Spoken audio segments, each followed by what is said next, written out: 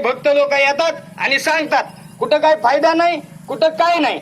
हे भक्त खाली येऊन असं बोलतात आणि त्यांचे नेते या देशाचे कृषी मंत्री काय म्हणतात की शेतकरी आंदोलन करतात, शेतकरी संप पुकारतात.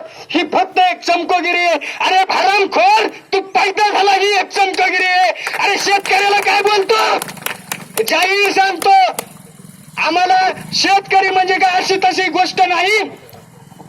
आमचं स्वतःचं घर गळत असून सुद्धा या जगासाठी पाऊस पडावा अशी अपेक्षा करणारा माझा बळीराजा आहे. आणि तुम्ही त्यांना बोलता असं तुम्हाला लाज वाटत नाही कुत्र्यांना.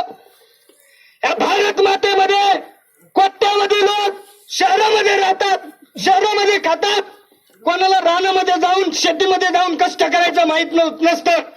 आणि नांगरणी, मोगरणी, पाणी, पेरणी, बी बियाणे एवढं करून स्वतःच्या मुलाबाळांचा खर्च, स्वतःचा उदरनिर्वाह करायचा आणि आमच्या शेतमालाला कसलाही हमीभाव द्यायचा नाही.